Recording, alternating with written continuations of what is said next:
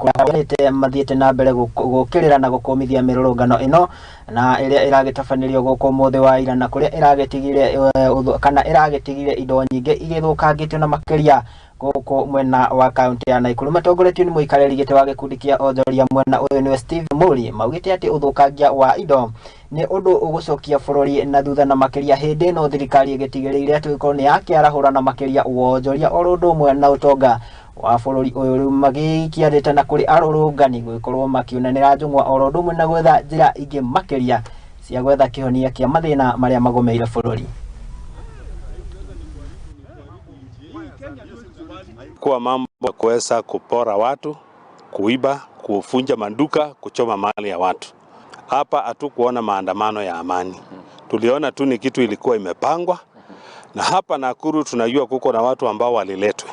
Na tunajua wale viongozi ambao waliwaleta. Biashara leo zimeharibika. Biashara nyingi zimeweza kufungwa, na kama kiongozi wafanya biashara tunataka kusema hivi: hatutakubali biashara zetu siweze kuharibiwa.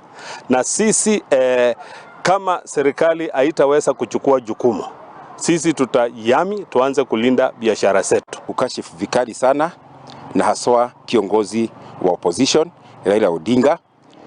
Sisi tunasema wewe tayari laana iko juu yako kwa sababu ya mambo ambayo imefanyika siku hii ya leo.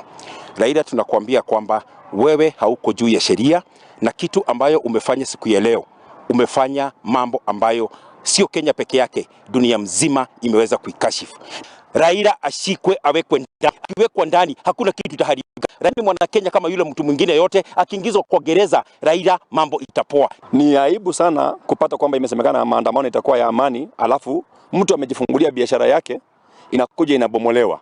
Huyo mtu atampenda Raila ama atamchukia? Kwa hivyo ni ya muhimu kuelewa kwamba wakati unasema tuwafanye maandamano na wewe mwenyewe umetangaza itakuwa ya amani, wacha pawe na amani. Kwa mara ya kwanza tumeona askari wetu wakiwa na amani sana. Wamekuwa wametulia. Kama hao watu wangefanya maandamano ya amani, hakuna mtu angewakashifu. Tunalia kwa sababu kadhaa watu wameshadungo visu. Maana hao hawakuchunguza na intelligence yao kujua nani wanaandamana. Najua kwamba hii jambo ambalo limefanyika Nakuru kuvuruga. Tunaona kama male kama pale katika Kinamba, hata waliingia kwa petrol station wakapora wale watu wote walikuwa wanafanya kazi ya kuweka mafuta ya magari. Tunaona katika barabara kutoka Koleni kuteremka kuingia katika eneo ya kule katika maeneo ya Kaptembwa, tunaona kwamba watu walikuwa wanaporwa. Hii ilikuwa ni jambo ambalo Kenya ilikuwa nataka kuingizwa katika kiwango cha fujo na pia machafuko.